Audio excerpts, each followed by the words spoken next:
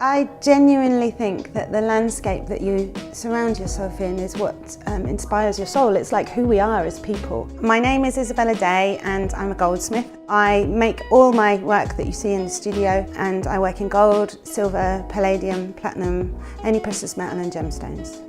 My mum's a candle maker, and when I was a little girl she had a part-time job in a bead shop, and so I used to sit and play with the beads and make little necklaces and stuff. And I was always really interested in craft, and I did an art and craft A-level, and then I went and did a degree in contemporary art, got my qualifications, set up a little business, just had a little market stall in Birmingham, and still did lessons with a master goldsmith because I feel like it's really important. You're always learning in craft, you're never done. So when we talk about gold, most people just think gold is gold, but actually the way that we sell gold in the UK is in 18 carat and 9 carat form mostly. Pure gold is 24 carats.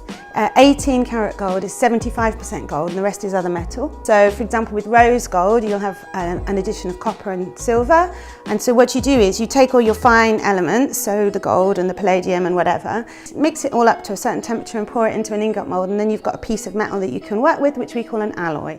So when I first started making jewellery, I thought it would be this really creative thing to do, and it is, but actually most of jewellery making is maths, chemistry and patience and precision. I really like the idea of really understanding how the metal works, what it does, what things are part of what alloys that I make, and how to turn it into something that someone can wear that's still a piece of art, really.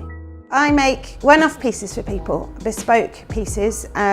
Wedding rings, engagement rings, fancy birthdays, 50th, stuff like that, or just I love you presents, heirloom presents, so people have inherited jewellery and I melt it down into something that they love. It's maybe got nice stones in, it's lovely gold, so we can melt it down, remodel it into something beautiful, and then you have something you can wear forever instead of just being in a drawer.